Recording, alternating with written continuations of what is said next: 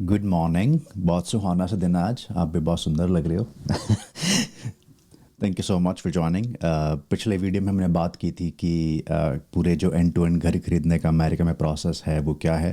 Hopefully H1B community के लिए वो शायद कुछ इंसाइट्स मैं शेयर कर पाया हूँ उसमें। तो if you haven't watched that video yet, I highly recommend you to go back and watch that video. I'll put that somewhere here and in the description below. But इस video में बात करेंगे जो घर खरीदने का पहला स्टेप है उसके बारे में डिटेल में, जो कि है मेंटली प्रिपेयर होना घर के लिए। अब इसमें मैं अपनी एक्सपीरियंस शेयर करूँगा आपसे। इसका ये मतलब नहीं जो मैंने बोला वो सही है।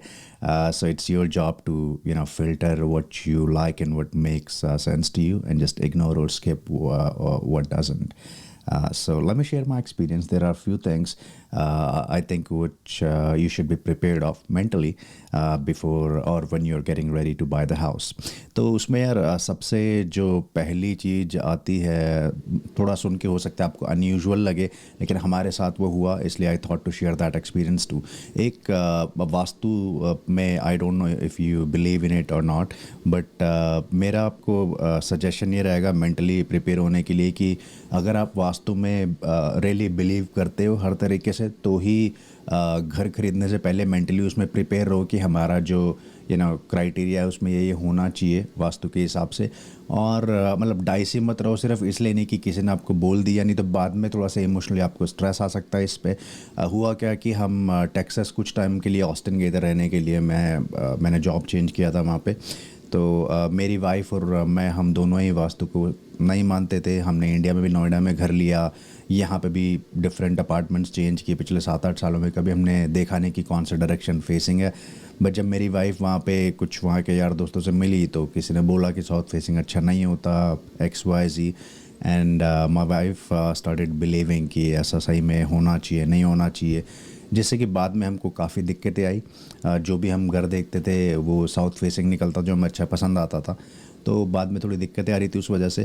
तो इसलिए अब जब घर नहीं मिल रहा था तो मेरी वाइफ ने बोला कि ठीक है, कॉम्प्रोमाइज़ कर लेते हैं, कि ले लेते हैं साउथ फेसिंग भगवान का नाम लेके, और कुछ प्रिकॉशंस या कुछ उसके जो उपाय हैं वो करा लेंगे।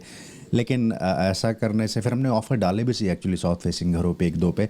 But I am so happy कि हमको वो घर नहीं मिले। क्योंकि होता क्या है कि अगर आप ऐसे अपने बिलीफ पे कॉम्प्रोमाइज़ करके, और आपने एक बार, I won't say her belief but उसका वहम था शायद, तो वो करके आपने घर ले लिया, घर में आप एंटर कर गए। अनफॉर्चुनेटली अगर उस घर में कुछ भी नेगेटिविटी होती है, कुछ गलत हुआ, तो आपका जो पहला डाउट जाएगा, पहला वहम जाएगा, आपको यही लगेगा कि यार मैंने ये साउथ फेसिंग घर लिया, इस वजह से ऐसा हुआ। तो be very cautious, be very firm. ऐसे सिर्फ किसी के सुनने से एकदम से वास्तु में मत चले जाओ। अगर आप ऑलरेडी यकीन करते हो तो that's fine, it's your belief and you should absolutely look for house that meets all your criteria including that belief. लेकिन आप अगर नहीं करते हो तो किसी के सुनने सुनाने से बिल्कुल मत जाओ। और एक दूसरी चीज़ इसमें बहुत इंपॉर्टेंट है, कई लोग इमेच्योरिटी में ये बात कर देते हैं जिससे कि आपको as a home buyer emotional stress हो सकता है। वो ये कि मैं आपको एक किस्सा बताता हूँ। जब हम अमेरिका में हम लोग नए नए यहाँ पे आए थे, तो हम लोग अपार्टमेंट में रहते थे, और हमारे एक जानने पहचानने वाले लोग हमारे घर पे आए। और घर पे आने के बाद उन्होंने अपना मोबाइल निकाला और डायरेक्शन देख के हमारे बेडरूम में, और हमारा उस टाइम पे 1 बेडरूम ही था अपार्टमेंट, 647-45 स्क्वायर फीट का। तो उसमें you don't have enough space to just move the bed based on vastu, specially when you don't believe in it. तो उन्होंने अपना निकाला मोबाइल, उन्होंने बोला, ओ ये बेड तो तुमने गलत रखा हुआ है, this is not the right direction. So I personally do not like those kind of people, they are immature. उनको ये नहीं पता कि बोल के तुम किसी भी इमोशनल स्ट्रेस डाल रहे हो। तो मेरा रिकमेंडेशन ये रहेगा, if you don't believe in vastu, just convey this crystal clear to all your relatives and friends who would be visiting your house कि भाई हम वास्तु में यकीन नहीं रखते, तो यहाँ पे आके प्लीज़ अपना ज्ञान मत बांटना कि ये वास्तु के हिसाब से ये ठीक नहीं है या वो ठीक नहीं है। वो लोग बोल के चले जाएंगे अपनी इमेच्योरिटी से, आपको बाद में लगेगा कि यार मैं क्या करूँ, ये सही में ठीक है या नहीं है। हम लोग बहुत जल्दी बहल जाते हैं इन बातों में। तो be very cautious about this, otherwise you will have emotional stress. This has happen to us, this might happen to you. So I just wanted to make sure कि मैं आपको ये इंसाइट भी शेयर करूँ, ठीक है। और दूसरा, थोड़ा सा प्रोसेस ये लंबा है, तो इसमें फ्रस्ट्रेट नहीं होना, क्योंकि या पहले घर खरीदना थोड़ा सा आसान होता था, ये जो अभी हॉट मार्केट चल रही है इससे पहले 2-3 साल पहले, और आजकल तो नया कंस्ट्रक्शन मिलना एक तो बहुत मुश्किल हो गया है और बहुत कम भी है। कुछ स्टेट्स ऐसे हैं जहाँ पे न्यू कंस्ट्रक्शन ज़्यादा है, वरना फॉर एग्जांपल हम न्यू जर्सी में रहते हैं, यहाँ तो न्यू कंस्ट्रक्शन ऑलमोस्ट ज़ीरो है। Specially single family house, condor फिर भी थोड़े बहुत बनते हैं यहाँ पे, या टाउन हाउसेस। तो जब आप घर खरीदने जाओगे तो if you are very fortunate, आपको हो सकता है जल्दी मिल जाए, and I wish you luck for that. But usually थोड़ा सा लंबा प्रोसेस होने वाला है, so take it as a journey, don't get disappointed कि यार 6 महीने से घर ढूंढ रहे हैं। हमें ऑलमोस्ट 12 to 14 मंथ्स लग गए घर लेने में, और कई बार मैं और मेरी वाइफ इस स्टेट को, इस यहाँ के सिस्टम को बहुत क्रिटिसाइज़ करते थे आपस में कि यार यहाँ पे पता नहीं किस लिए इतना महंगा स्टेट है, ये इतने टैक्सेस हैं, घर मिलते नहीं, इतने पुराने घर हैं।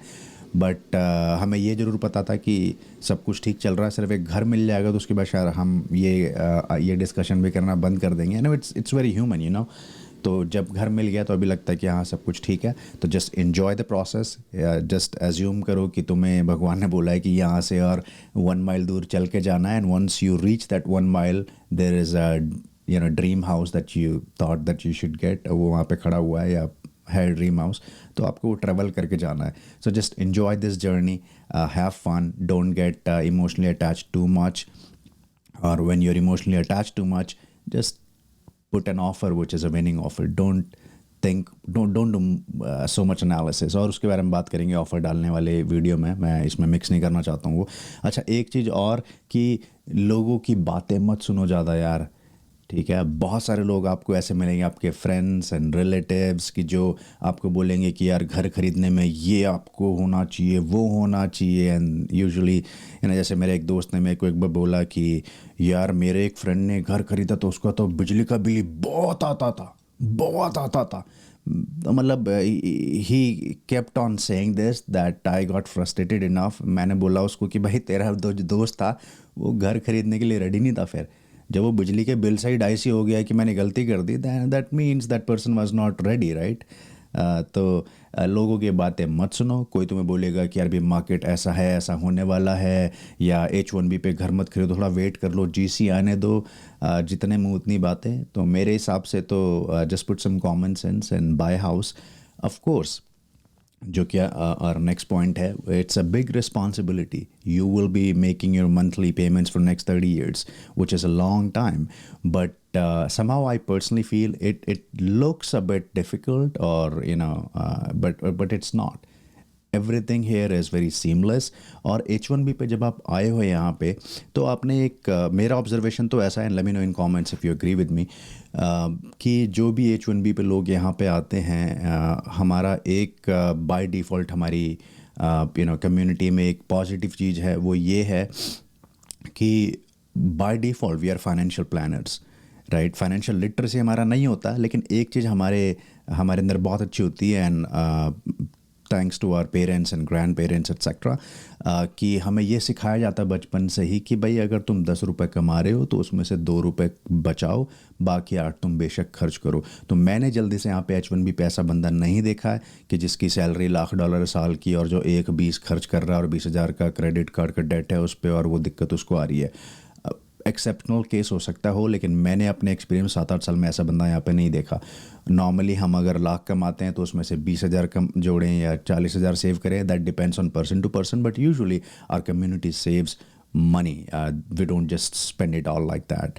तो इसलिए ये मत सोचो आगे कि बहुत ज़्यादा एनालिसिस मत करो। बाय डिफ़ॉल्ट हम लोग प्लानर होते हैं, हम जब सर पे हमारा कर्जा आता है तो हम उतारने में बहुत अच्छे होते हैं। तो इतना ज़्यादा लोगों की बातें मत सुनो कि बिजली का बिल बहुत आता है, बहुत आता है। बहुत नहीं आता यार। अगर बिजली के 100-200 से ऊपर हिल जाओगे तो मतलब you are not ready enough, right. अच्छा जी, तो रिस्पॉन्सिबिलिटी बड़ी है, but don't worry, it's very seamless here. You are not, तुम ऐसे ऐब नहीं कर रहे हो कि तुम दारू पी रहे और जुआ खेल रहे हो और ये सब कर रहे हो। तुम एक पढ़े लिखे इंसान हो, यहाँ पे आए हो, होपफुली बीवी बच्चों के साथ यहाँ पे सुकून से रह रहे हो, अपनी मेहनत के बेस पे, अपने टैलेंट के बेस पे पैसा कमा रहे हो। Trust me, everything would go fine.